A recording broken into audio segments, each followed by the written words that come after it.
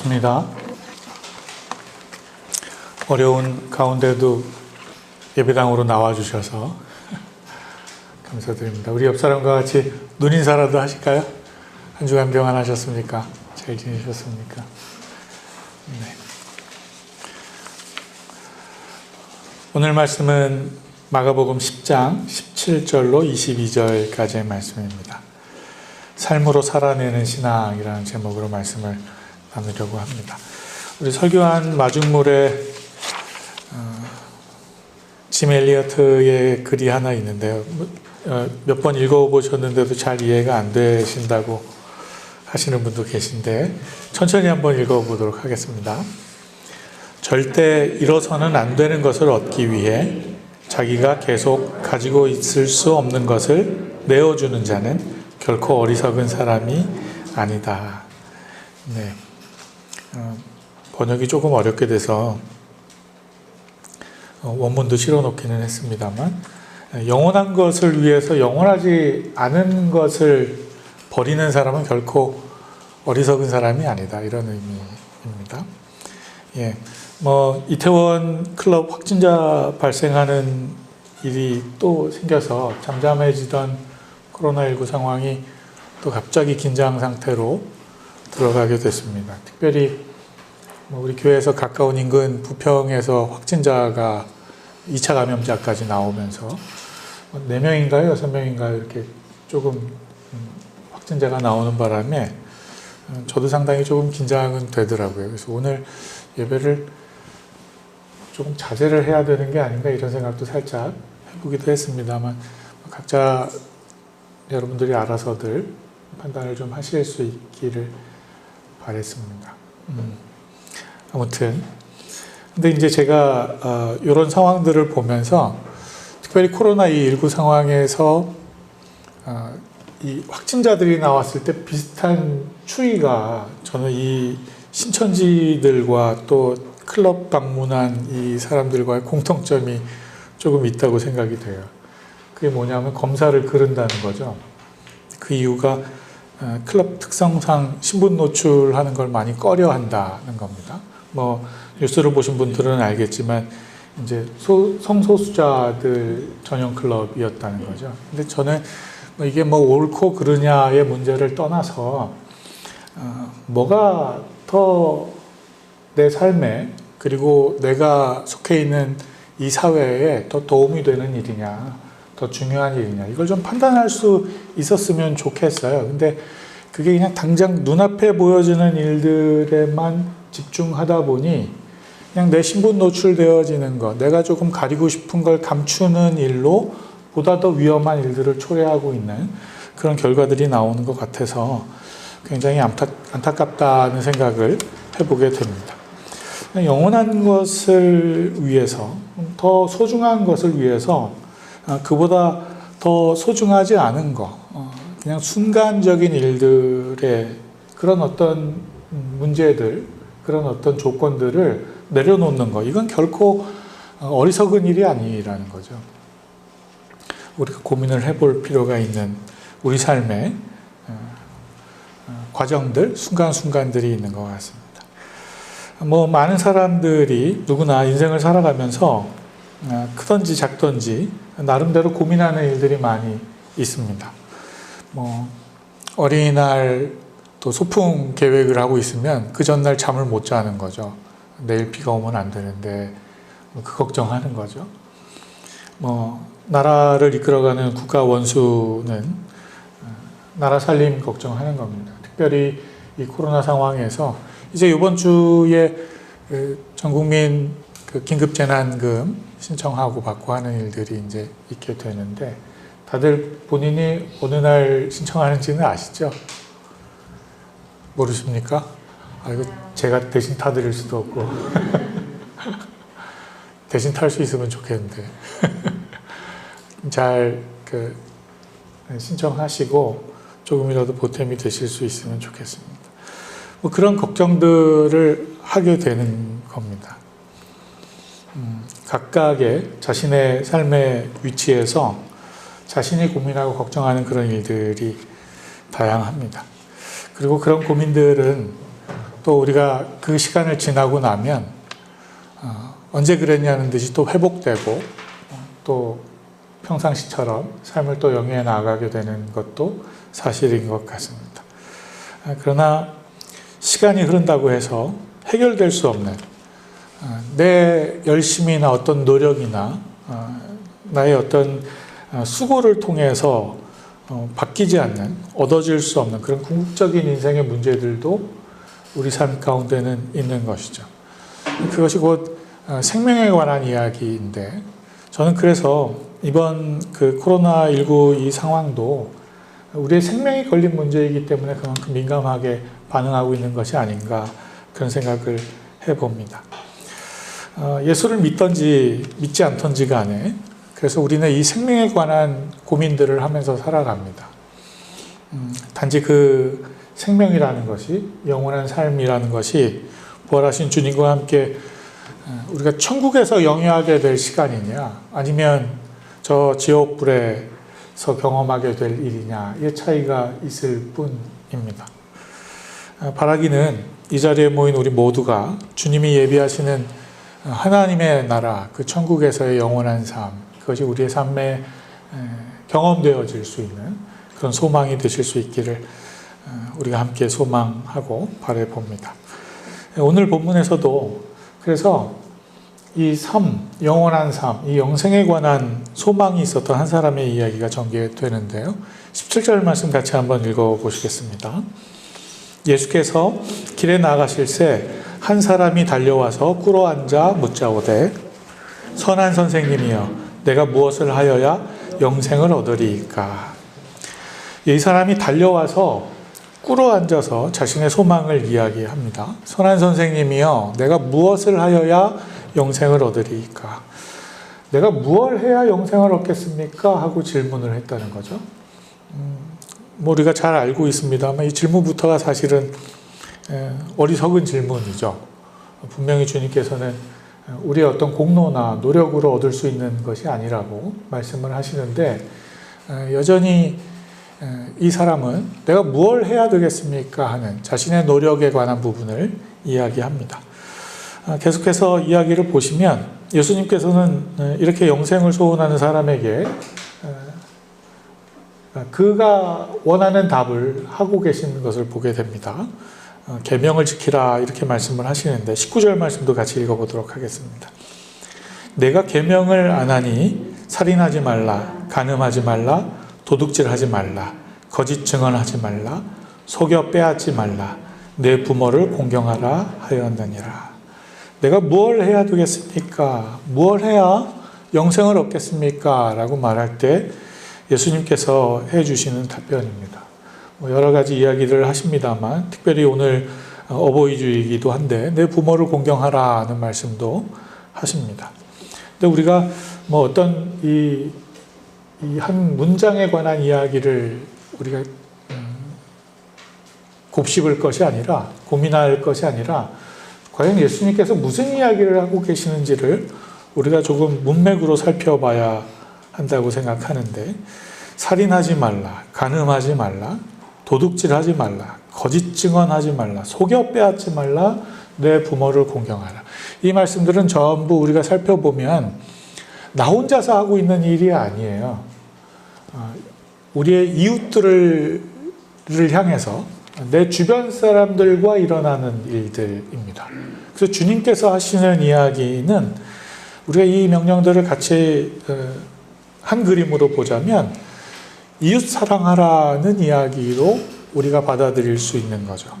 근데 그 계명을 우리가 잘 또 살펴보면 이건 하나님을 향한 사랑, 우리가 신명기 말씀을 계속 묵상을 하고 있습니다만 성경의 모든 이야기가 사실은 하나님을 사랑하는 것이 곧 이웃을 사랑하는 것, 이웃을 사랑을 하는 것이 곧 하나님을 향한 사랑이다라는 말씀을 하고 있지 않습니까? 그래서 이 계명도 역시 이웃 사랑에 관한 이야기를 하고 있는 것입니다. 근데 그 사랑을 실천할 수 있는 가장 가까운 이웃, 그것이 어쩌면 우리 자녀들이고 또 우리 부모님들이라는 사실을 그래서 저는 이게 하나님이 우리에게 주시는 배려라고 생각해요. 생뚱맞게 정말 남을 사랑한다는 것은 우리의 결단과 각오가 필요하고 우리의 노력이 필요한 일일 수도 있습니다. 그런데 우리의 마음에서 자연스럽게 흘러나가는 사랑이 있는 거잖아요. 위로함이 있고 또 배려가 있는 거잖아요. 그게 부모를 향한 사랑, 또 자녀를 향한 사랑이지 않습니까? 그 사랑에 관한 이야기를 하시는 겁니다. 근데 이 이야기를 할 때 이 사람이 20절 말씀에 내가 이것은 어려서부터 다 지켰습니다. 주님이 말씀하시는 이 일은 내가 잘 하고 있는 일입니다. 이렇게 말하고 있습니다. 아마도 주님이 이 사람의 영생을 추구하는 이 사람의 마음을 살피기 시작하는 모습을 우리가 말씀을 통해서 보게 되는데 이 사람이 사회적으로도 또 인격적으로도 흠잡을 데가 없는 그런 사람이라는 것을 우리가 보게 됩니다. 여러분들은 어떤지 모르겠습니다. 살인하지 말고, 간음하지 말고, 도둑질하지 말고, 거짓 증언하지 말고, 속여서 뺏지도 말고, 부모 공경해라. 그렇게 하고 있습니까? 하고 제가 질문을 드리면 저는 어려서부터 그거 잘하고 있습니다. 이렇게 대답하실 수 있는 분이 이 자리에 몇 분이나 계실지 모르겠습니다. 저도 이 말씀을 이렇게 들면서 이게 참 부끄러운 말씀인 거예요.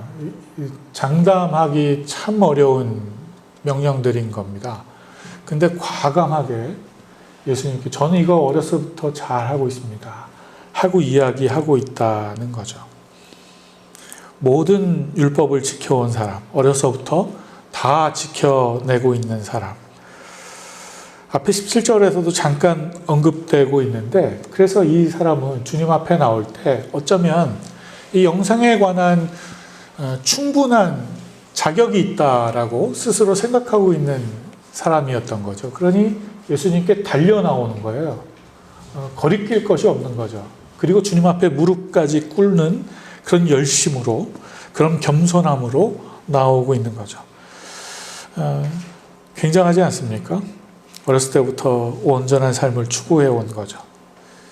주님이 그런 글을 21절에서 예수께서 그 사람을 보시면서 이런 교만한 것 이렇게 생각하지 않으시고 사랑하셨다는 거예요. 이 장면도 저는 참 은혜가 되더라고요. 예. 그러면서 이 사람에게 부족한 것 한 가지를 말씀을 하십니다. 21절 말씀을 한번 읽어보시죠.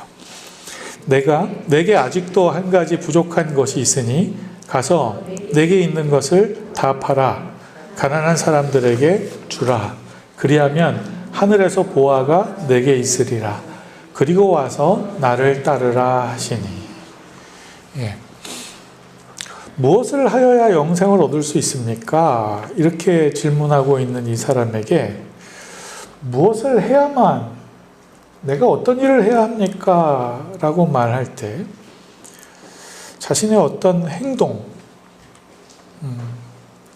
윤리적으로나 율법적으로나 내가 영생을 소유할 것으로 생각되어지는 나의 어떤 노력, 이것이 뭡니까? 라고 주님 앞에 나왔던 이 사람에게 주님께서 하신 말씀은 당시 그 사람의 가장 귀중한 것이 무엇인지 그 심중을 꿰뚫어 보시는 질문을 하십니다. 너에게 아직도 한 가지 부족한 것이 있다고 말합니다. 그리고 하시는 이야기가 너에게 있는 것을 다 팔아서 가난한 사람들에게 주라는 겁니다. 그러면 하늘에서 보화가 내게 있으리라. 다시 설명하면 이 요청은 율법이 아닌 삶으로 살아가는 하나님의 명령에 관한 이야기를 하시는 거죠. 제가 먼저 주님께서 지키라고 말씀하시는 이 사람이 내가 어렸을 때부터 다 지켰습니다라고 호언장담하고 있는 이 계명들이 한마디로 이야기하자면 이웃사랑이다라고 말씀을 드렸는데 그 이웃사랑을 이 사람은 나는 어렸을 때부터 잘 지키고 있는 일들입니다 라고 이야기하고 있지만 부족한 것이 있다는 거죠. 그게 뭐냐면 그건 내가 가지고 있는 거 다 팔아 가난한 사람 주라는 얘기입니다. 그럼 이게 무슨 관계가 있냐는 거죠. 근데 저는 이 말씀이 우리가 율법을 하나님이 우리에게 지키라고 하시는 계명을 계명으로 받아들이고 율법으로 받아들여서 그걸 지키고 있는 사람들일 수 있다는 겁니다. 제가 늘 예를 들지만 이스라엘 사람들이 안식일 지키라고 하니까 안식일 불 켜는 것도 안 한다는 거잖아요. 에너지 발생하는 일을 안 한다는 거잖아요. 율법을 지키는 행위라는 겁니다. 이 율법이 가지고 있는 진정한 의미가 뭐냐를 고민하지 않고 그 말씀의 단어를 따라서 그냥 지켜내는 거죠.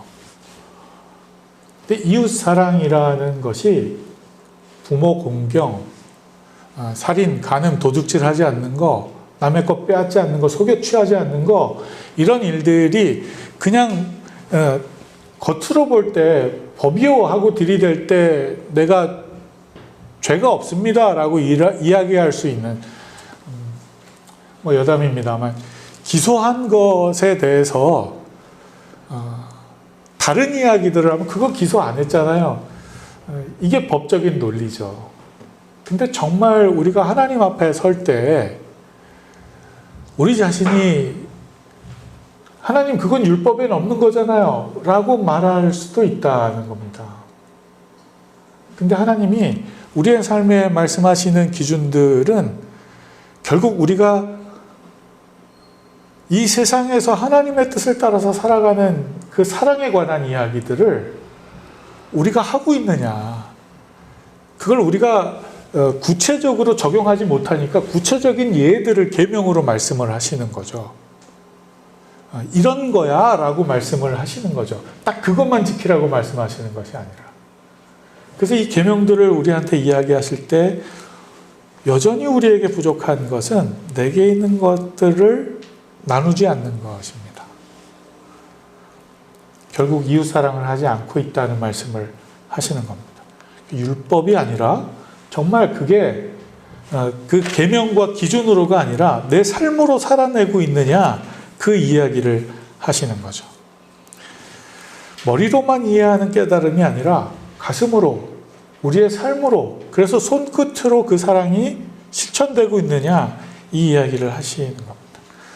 이 영생의 비밀을 들은 사람의 반응은 22절입니다. 같이 읽어보실까요? 그 사람은 재물이 많은 고로 이 말씀으로 인하여 슬픈 기색을 띠고 근심하며 가니라. 진리를 듣고도 주님이 정말 구체적으로 적용해 주신 이 계명, 이웃사랑의 계명을 듣고도 그것이 근심이 됩니다. 슬픈 기색을 띠게 됩니다. 그래서 돌아가는 겁니다. 그토록 자신이 추구하던 영생에 관한 해답을 얻었는데 그는 그것을 포기하고 뒤돌아서 갑니다. 우리 성경 말씀 한 곳 더 찾아보실까요? 마태복음 13장 44절입니다.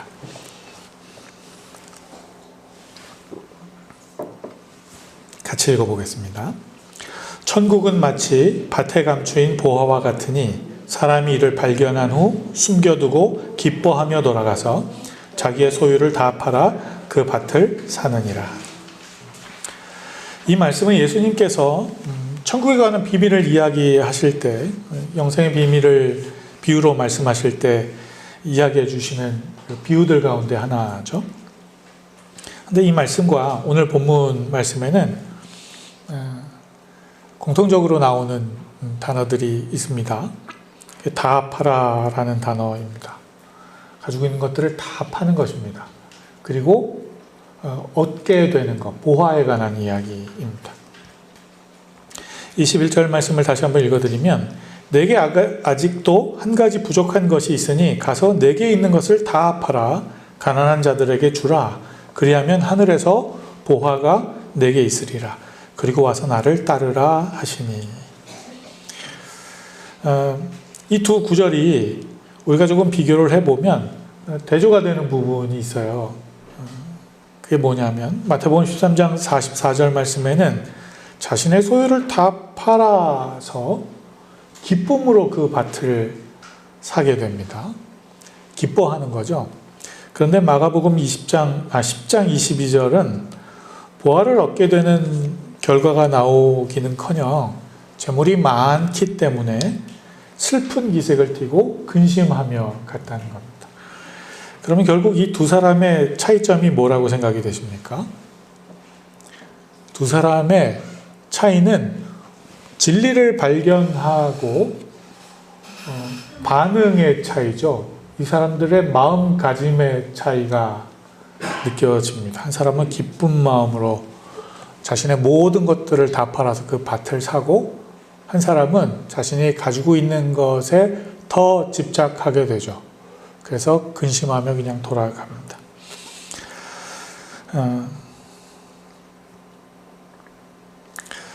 한 사람은 영생에 그 하늘의 보화를 얻을 수 있는 비밀을 깨닫고도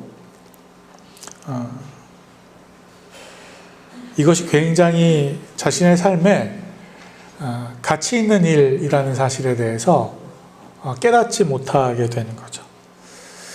저는 이 밭에 감추인 보화의 예화는 돈과 소유물에 관한 예수님의 경제관이 담긴 그런 말씀이라고 생각하는데, 예수님은 이 돈과 소유물을 우리가 어떻게 생각하고 또 어떻게 대하면서 살아야 하는지에 대해서 굉장히 중요하게 말씀을 하십니다.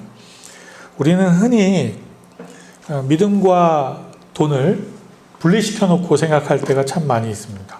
믿음은 거룩한 것이고, 믿음은 영적인 것이고, 그렇죠? 근데 돈은 굉장히 물질적이고 세속적인 것이고 그냥 육체적인 것이고, 이렇게 생각할 때가 있습니다.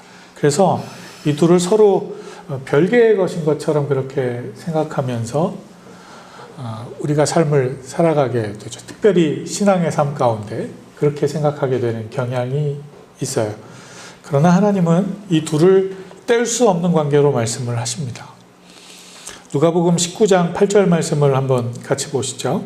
함께 읽겠습니다.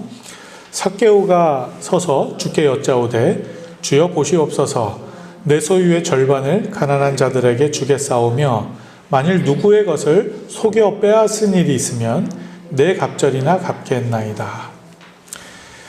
예수님께로부터 은혜를 체험한 삭개오의 이 고백에 예수님께서 이렇게 말씀을 하십니다. 9절 말씀도 같이 읽어보시면, 오늘 구원이 이 집에 이르렀으니. 삭개오가 구원을 얻게 되는 것은 예수님의 말씀과 명령에 자신이 그 가정으로 초대하고 그 은혜를 체험하고 나서 내 소유의 절반을 가난한 자들에게 주겠습니다. 그리고 만약 내 삶에서 내가 취하고 있는 이 재정들이 누구의 것을 속여 취한 것들이 있다면 내가 4배로 돌려내겠습니다. 이 이야기를 듣고 예수님께서 내 집에 구원이 이르렀다라고 말씀을 하셨다는 겁니다. 예수님은 삭개오가 재정을 어떻게 사용하는가를 보시고 그와 그의 집에 구원을 선포하십니다. 아니, 엄밀히 말해서 예수님은 삭개오의 고백만을 들으시고 아직 이거 하지 않은 거예요. 성경의 내용을 보면 삭개오는 고백만 한 거예요. 그런데 그 고백을 실천하기 이전에 예수님은 구원을 선포하십니다. 왜 그렇습니까? 예수님이 왜 그렇게 조금은 성급하게 하늘의 복을, 구원을 선언하실까요? 내 보물이 있는 그곳에 내 마음이 있느니라. 마태복음 6장 21절의 말씀을 우리가 잘 알고 있습니다. 우리의 마음이 있는 곳에, 우리의 보물이 있는 곳에 우리의 마음이 있다는 겁니다. 그렇죠?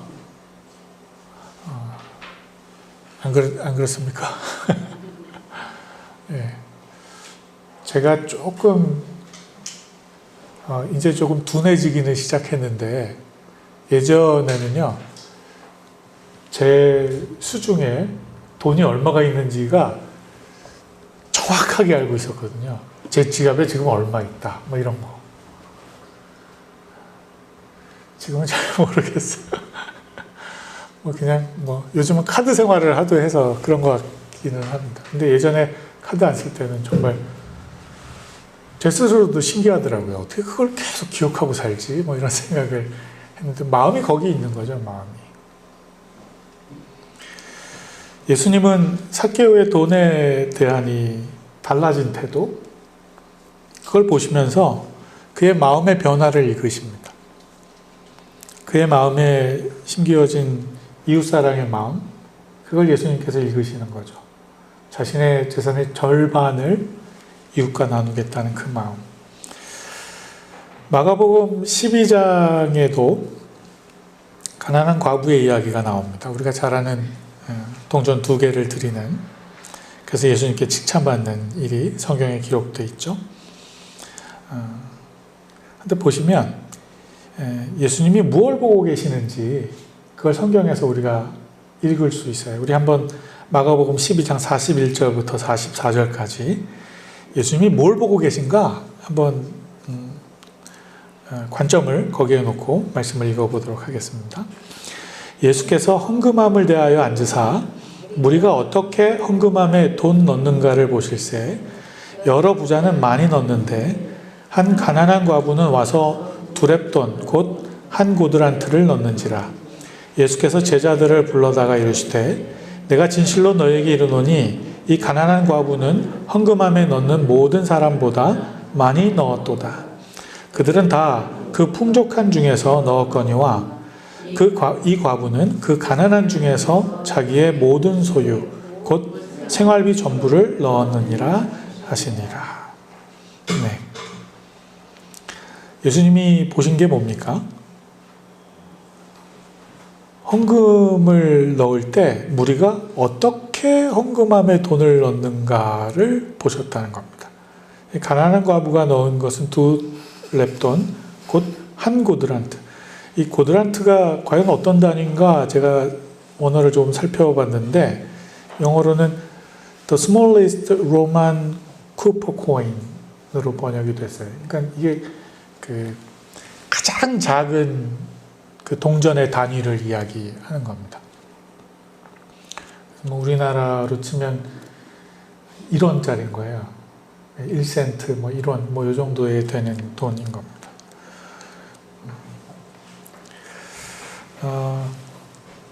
왜요?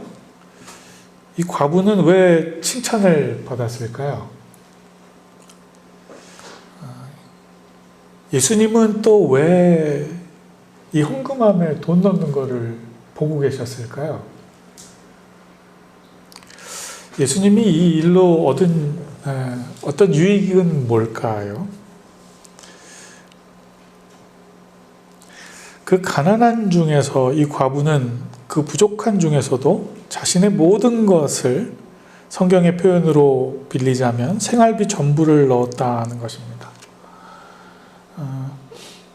제일 작은 단위의 동전, 그게 이 여인의 생활비 전부였다는 거죠. 이거 헌금함에 넣는 거 쉬울까요? 어려울까요? 제 생각엔 쉬울 것 같아요. 왜냐하면 모든 걸 다 잃어버린, 어쩌면 없는 그런 상황이에요. 이제 뭐 한 끼 식사도 할 수 없는 돈이 남았어요.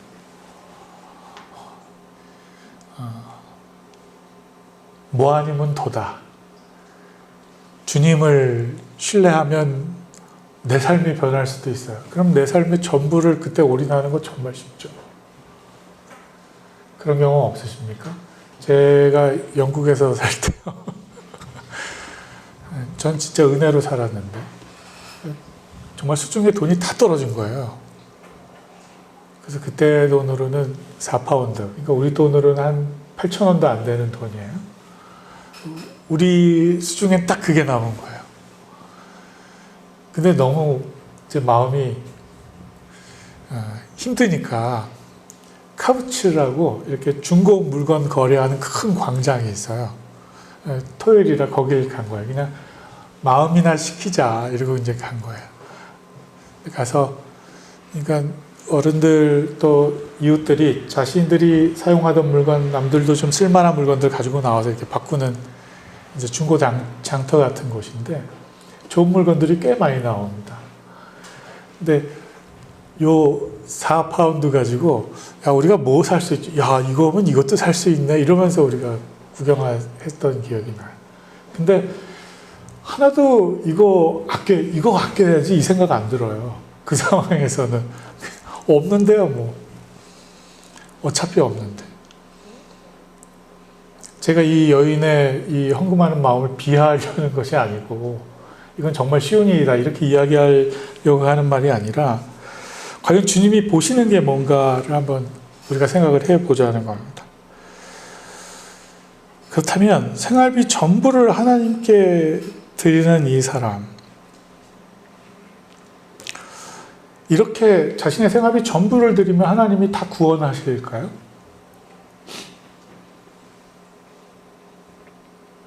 그렇지 않죠.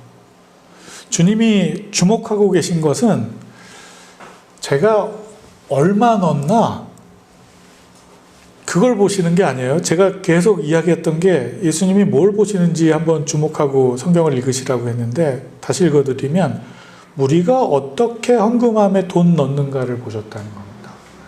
무리가 사람들이 헌금함에 돈을 얼마나 넣지 하고 보신 게 아니고 어떻게 헌금을 드리고 있는가를 보셨다는 겁니다. 이건 액수를 보셨다는 의미가 아니에요. 액수를 보셨다는 의미가 아니에요. 생활비 전부까지도 다 드릴 수 있는 이 과부의 마음, 이 가난한 마음, 저는 그걸 보시는 거라고 생각해요.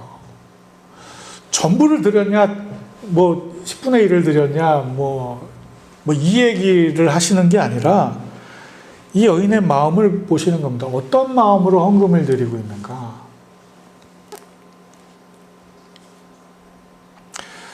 이 여인은 아마도 자신의 수중에 얼마 남지 않은 거, 당장 그거라도 붙들어야 하겠지만, 계산상으로는 그렇겠지만, 하나님이 나를 살리시는 분이시라는 마음으로 주님 앞에 나오고 있는 이 가난한 여인의 마음, 자신의 삶을 드리는 이 마음, 그 중심을 보시는 것입니다.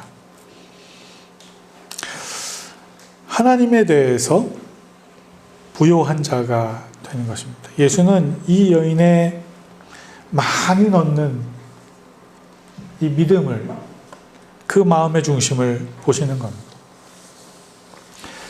이와 같은 주님의 뜻은 누가복음 12장 20절, 21절을 보면 더 분명히 나타납니다. 한 부자가 곡간을 헐고 더 크게 지어서 자신을 위해서 모든 재산을 쌓아두려고 계획을 합니다. 그리고 세상 사람들의 판단으로 볼 때는 이런 이 사람의 계획은 굉장히 재정 관리를 잘 하는 거죠. 현명한 사람일 수 있죠. 뭐 요즘 우리의 상황으로 표현을 해보자면 투자 잘 하는 거죠. 허름한 집 사서 리모델링해서 잘 이렇게 팔고 뭐 이렇게 하는 거잖아요. 잘 하는 거죠. 그런데 하나님은 이 사람을 어리석은 자라고 부르신다는 겁니다. 20절, 21절 말씀 함께 읽어보겠습니다. 하나님은 이르시되 어리석은 자여 오늘 밤에 내 영혼을 도로 찾으리니 그러면 네 준비한 것이 누구의 것이 되겠느냐 하셨으니 자기를 위하여 재물을 쌓아두고 하나님께 대하여 부요하지 못한 자가 이와 같으니라. 하나님께서 어리석은 자가 뭐라고 말씀하시냐 하면 하나님께 대하여 부요하지 못한 자입니다. 우리가 이 세상을 살아가면서 지혜로운 자, 어리석은 자의 구분은 우리의 기준으로는 여러 다양한 일들이 있을 수 있지만 하나님께서 말씀하시는 기준은 하나님에 대해서 부요하지 못한 자라는 겁니다. 그러면 이게 무슨 의미냐는 거예요. 하나님에 대해서 부요하다는 게 뭘까요? 성경 지식이 많고 교회의 이 신앙 경험이 아주 풍부하고 성경에 어떤 단어를 하나 탁 대면 그냥 성경 지식들이 줄줄줄줄 흘러나오고 그게 하나님에 대해서 부요한 걸까요? 영원한 것에 대한 갈망. 하나님에 대해서 부요하다는 것은 저는 하나님이 말씀하시는 생명에 대해서 하나님이 말씀하시는 생명됨이 뭐냐에 대해서 우리가 소망하는 것. 우리가 그 일을 통해서 하나님에 대해서 부요해질 수 있는 겁니다. 하나님을 향해서 인색하지 않은 것.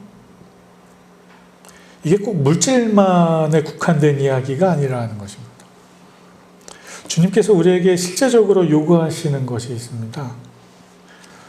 그게 영원한 것에 대한 갈망이에요. 그래서 오늘 본문 또 우리가 함께 나누는 말씀 가운데 공통적으로 요청하시는 겁니다. 영원한 것에 대한 갈망이 있냐는 겁니다.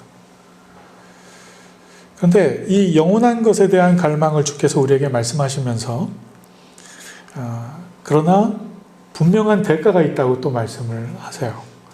주님을 향한 신앙의 삶, 우리가 율법으로만 받아들이지 않고 우리의 삶으로 살아나가는 이 신앙이 우리의 일상 가운데 있게 될 때 주님께서 우리에게 분명한 대가를 지불하시겠다고 말씀하십니다.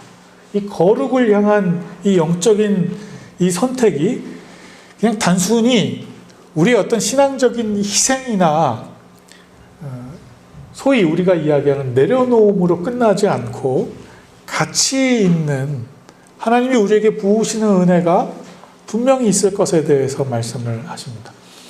마태복음 13장 44절 말씀 우리가 보았습니다만 밭에 감추인 보화를 발견한 나그네는 세상 사람들이 도저히 납득할 수 없는 그런 행동을 합니다.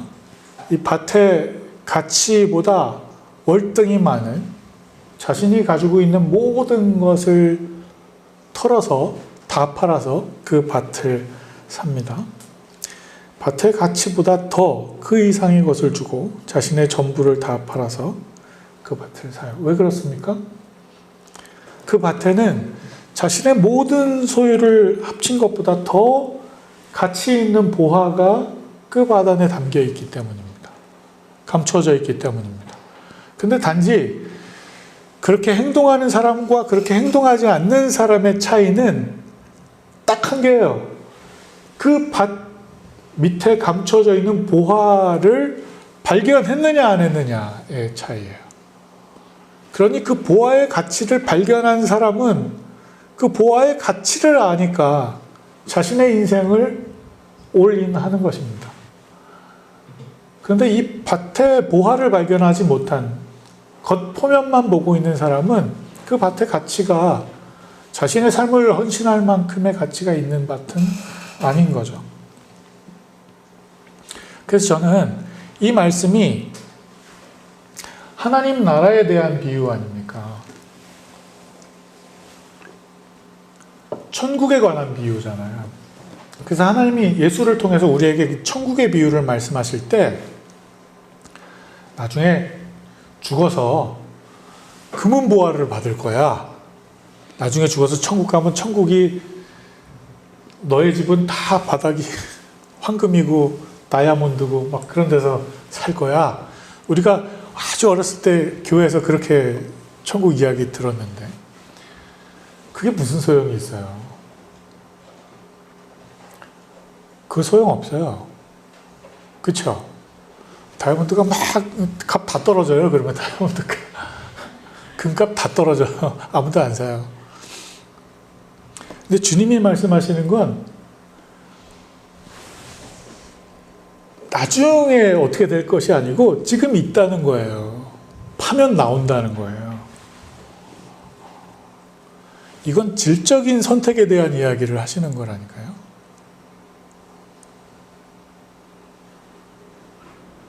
그냥 이 땅에서 가난해져 버려. 그러면 하나님이 복 주실 거야. 이런 의미가 아니라 우리의 삶 가운데 하나님이 복 주시겠다고 분명한 진리가 어디 있냐고 말씀하시는 겁니다. 오해하지 말고 들으셨으면 좋겠는데 이게 경제적인 가치의 문제만을 이야기하는 것은 아닙니다만, 그리고 그 가치를 바라볼 수 있는 사람은 한 가지 차이점이 있어요. 절대 불안해하지 않는다는 겁니다. 진리를 발견한 사람은, 이 진리의 가치를 깨달은 사람은 불안할 이유가 없어요. 확실하니까. 근데 그냥 이야기로만 들었어요. 제가 체험하지 못했어요. 확인하지 못했어요. 그러면 정말 있을까? 정말 그럴까? 생각하게 되는 겁니다. 영원한 삶이란, 주께서 우리에게 말씀하시는 구원의 삶이란 그렇게 짐작하고 가는 것이 아니라는 것입니다. 도박하듯이 투자하는 것이 아니라는 것입니다. 분명한 가치를 확인하고 발견한 사람에게 주어지는 겁니다. 이 차이가 다 팔아 가난한 사람들에게 주라. 그래야면 하늘의 보화가 내게 있으리라 할 때 이걸 모르는 사람은 슬픈 기색을 띠고 근심하며 돌아가는 것입니다. 그런데 그 가치를 아는 사람은 기쁜 마음으로 돌아가서 자신의 모든 것을 다 팔아 그 밭을 사는 것입니다. 믿음 없는 사람들이 보기에는 우모해 보이고 어리석은 투자 같은 것, 그것이 저와 여러분이 예수를 믿고 살아가는 삶일 수 있습니다. 근데 그건 가치를 발견했냐 발견하지 못했냐의 차이예요. 여기서도 착각하지 말아야 됩니다. 제가 요즘 신천지 얘기를 한 번 더 하게 되는데, 신천지가 좀 많이 와해가 됐잖아요. 그래서 거기서 나오는 사람들이 꽤 많다고 합니다. 그래서 이단 상담소에 와서 상담받는 숫자가 10배가 늘었대요. 그럼 많이 빠져나오고 있는 거예요. 그래서 와해가 되다 보니 이단의 역사가 그렇듯이 신생 이단이 생기는 거죠. 신천지 아류가 생기는 거예요. 그래서 이미 생겼습니다만 새천지라고 있어요. 우리 예배당이 저쪽에 있을 때 제가 새천지 편지를 몇 번 받았었는데, 신천지에서도 받고 새천지에서도 받았는데, 얘네가 이름이 바뀌었나? 제가 그때는 그랬는데 이게 아류예요, 새천지는. 그래서 이 새천지는 신천지에서 나온 사람만 포섭해요. 그래서 인터뷰가 들어갔어요, 최근에. 그래서 이게 뭡니까? 라고 질문을 하니까, 질문을 하면서 그럼 포섭 대상이 신천지에서 나온 사람들이냐? 하고 이제 인터뷰를 하니까 이 사람 하는 얘기가, 다른 사람들은 이 진리를 알아듣질 못해. 이렇게 대답을 하더라고요. 그러니까 이 신천지 이 교리를 이해한 사람만 자신들이 하고 있는 이야기를 또 알아듣는다는 거예요. 그러니 다른 사람들이 얼마나 어리석냐 이러는 거예요. 진리를 분별을 똑바로 하셔야 됩니다. 나만 알고 있어서 이게 진리가 아니에요. 정말 하나님이 성경을 통해서 우리에게 말씀하시는 진리가 뭐냐, 우리가 이걸 전체적인 흐름 안에서 이해를 해야죠. 그걸 어떻게 단어 조합으로 서로 맞춰갑니까?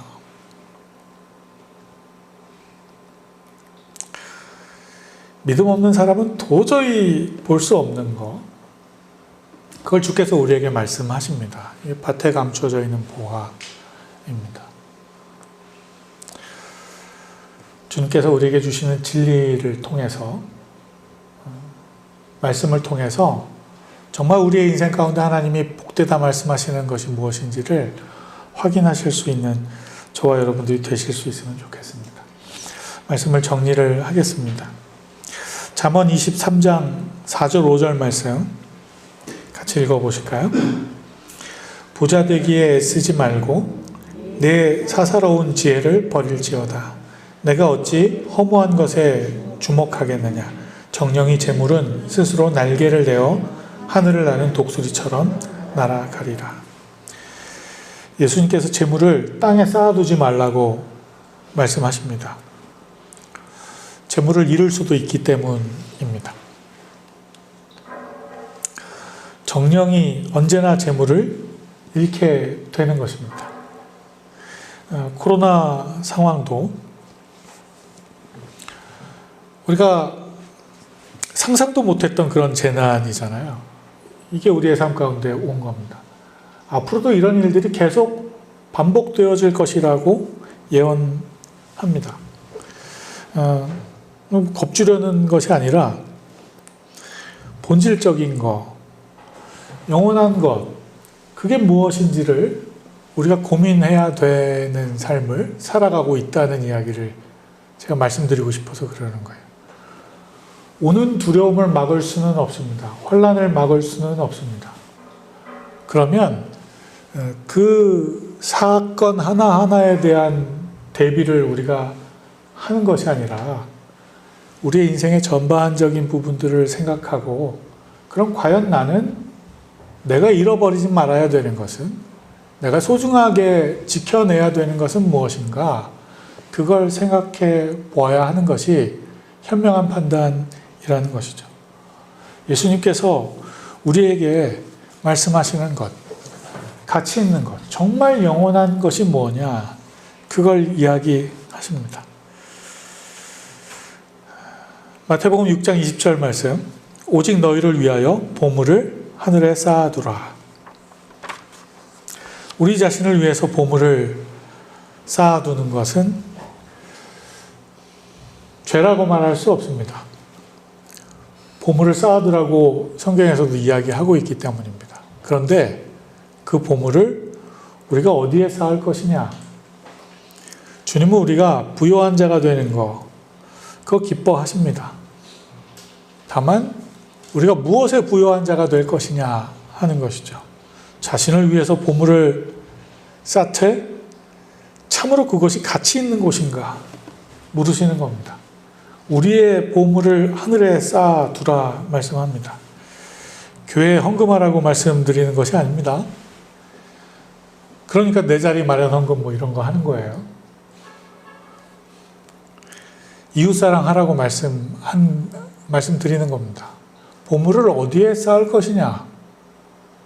교회 헌금하라는 이야기가 아니고, 정말 하나님께서 가치 있게 이 보물을 사용해야 될 가치 있는 일이 뭐냐?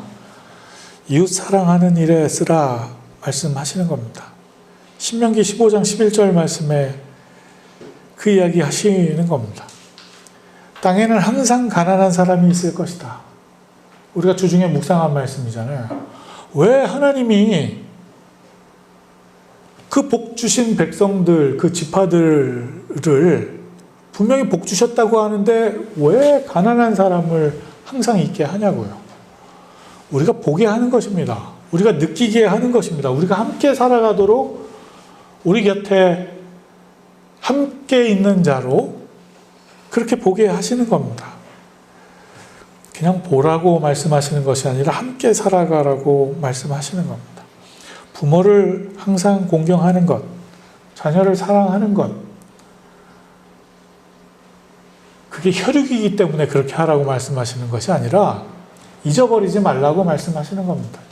이웃을 사랑하는 그 마음을 실천하라고 말씀하는 겁니다. 꽃 한 송이로 퉁칠 생각하지 마라. 어버이날만 되면 유행하는 사진이 한 장 있어요. 플랜카드 한 장 이렇게 탁 걸어놓고 어느 어머니가, 아버지가 그러셨나요? 꽃 한 송이로 퉁칠 생각하지 마라. 제가 그 사진 처음 봤을 때 얼마나 가슴이 뜨끔했는지.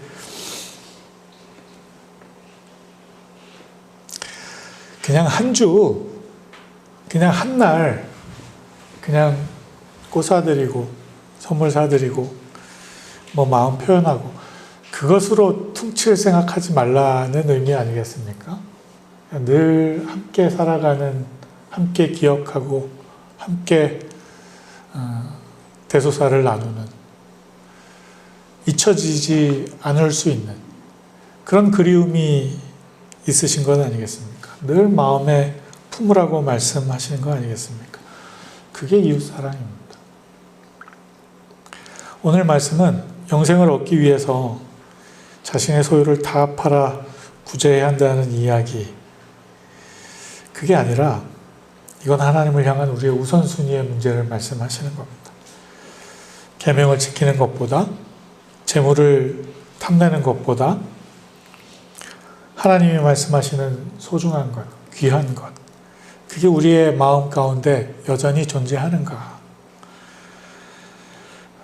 오늘 이 예배를 통해서 이 영원한 삶, 그 삶을 위한 우리의 삶의 노력, 삶으로 살아내는 이 신앙, 이웃사랑, 이것이 우리의 마음 가운데 있는가 한번 확인해 보시는 저와 여러분들 되실 수 있기를 바랍니다.